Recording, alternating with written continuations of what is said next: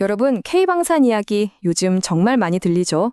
특히 폴란드의 대규모 수출을 성공시키면서 전 세계를 깜짝 놀라게 했는데요. 오늘은 이렇게 연일 최고의 주가를 올리고 있는 K방산의 눈부신 성공, 그 이면에 혹시 가려져 있는 건 없는지 그 숨겨진 이야기를 한번 깊이 파헤쳐 보겠습니다.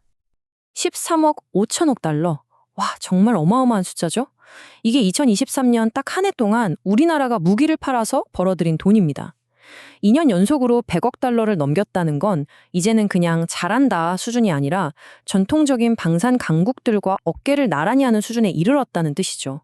명실상부한 글로벌 파워 플레이어가 된 겁니다. 그런데 말이죠. 이 화려한 성공 스토리가 어쩌면 모래 위에 지은 성일지도 모른다는 경고가 나왔습니다. K방산의 가장 큰 성공 비결로 꼽히는 빠른 납품과 뛰어난 호환성이 오히려 가장 치명적인 약점이 될 수도 있다는 분석인데요. 오늘 이야기는 바로 이 지점에서부터 시작됩니다. 이 문제를 제대로 이해하려면 K방산 수출의 1등 공신이죠. 바로 FA50 경공격기 속을 함께 들여다봐야 합니다. 이 전투기의 심장과 두뇌, 그리고 온몸에 퍼진 신경망을 따라가다 보면 우리가 미처 생각하지 못했던 약한 고리를 발견하게 될 겁니다. FA50. 아마 이름은 많이 들어보셨을 거예요. T-50 고등훈련기를 개량해서 만든 다목적 전투기인데요. 이 친구가 왜 이렇게 인기가 많냐고요? 바로 가성비와 총알 배송. 뛰어난 성능에 가격은 합리적이고 주문하면 다른 나라보다 훨씬 빨리 만들어주니까요. 폴란드, 말레이시아 같은 나라들이 앞다투어 사가면서 K방산의 상징이 됐죠. 자, 이 복잡한 전투기를 우리 몸에 한번 비유해 볼게요. 비행을 총괄하는 두뇌, 바로 항공전자 시스템이 있고요. 뼈대 역할을 하는 몸통, 동체, 그리고 온몸에 신호를 보내는 신경망 같은 각종 부품들, 마지막으로 강력한 힘을 뿜어내는 심장, 바로 추진계통입니다. 근데요, 문제는 이 두뇌와 심장, 몸통과 신경망, 곳곳에서 경고등이 깜빡이고 있다는 겁니다. 그럼 지금부터 이 네 가지 시스템의 공급망을 현미경으로 들여다보듯 아주 꼼꼼하게 살펴보겠습니다. 분석을 해보니 몇 군데서 아주 중요한 약점들이 발견됐는데요. 그 약한 고리들을 하나씩 짚어보겠습니다. 자, 이 그래프 한번 보시죠. 동체나 부품을 만드는 중소협력업체들이 KAI, 즉 한국항공우주산업이라는 딱 한 군데에 얼마나 목을 메고 있는지를 보여주는 거예요.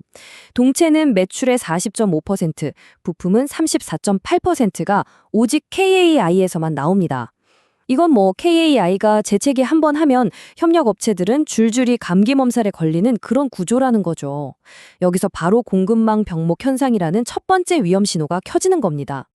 이번엔 밖으로 눈을 돌려볼까요? 수입 의존도입니다. 특히 FA50의 심장, 엔진을 보세요. 31%를 수입에 기대고 있어요.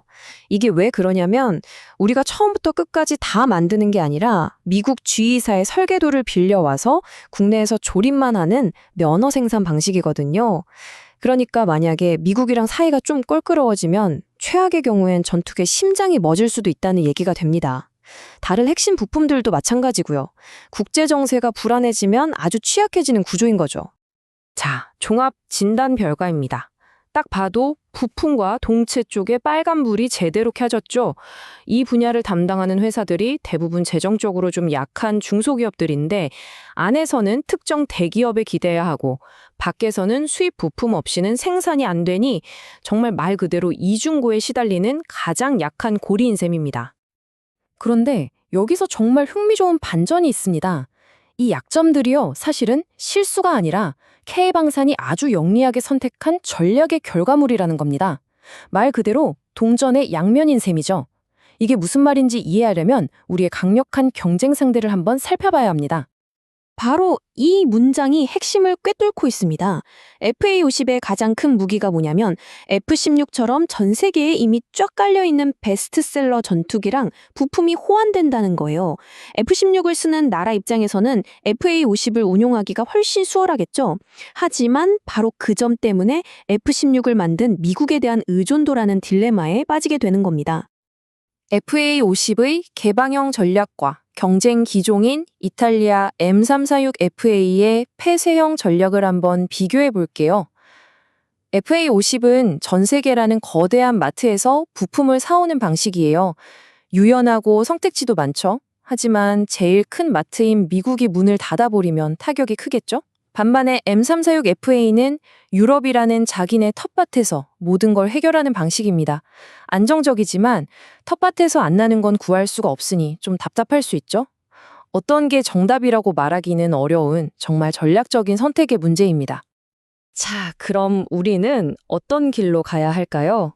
문제점은 이제 파악했으니 이 끊어지기 쉬운 공급망이라는 사슬을 어떻게 하면 더 튼튼하게 만들 수 있을지 그 해법을 한번 찾아보겠습니다. 우선 당장 필요한 응급 처방부터 보죠. 첫째, 돈 문제로 힘들어하는 영세 부품 업체들에게 직접 자금을 지원해서 숨통을 틔워줘야 합니다. 둘째, 언제 공급이 끊길지 모르는 핵심 수입 부품들 하루빨리 우리 기술로 만들어야 하고요. 마지막으로 이 모든 걸 한눈에 보고 지휘할 수 있는 컨트롤 타워, 즉 통합 공급망 관리 시스템을 만드는 게 정말 시급합니다. 물론 당장 땜질만 해서는 안 되겠죠. 더 멀리 내다보는 그림도 필요합니다. 우리가 만든 무기를 마음껏 테스트할 수 있는 국가적인 인프라를 갖추고 AI나 빅데이터 같은 기술로 위험을 미리 예측하고 관리하는 거죠.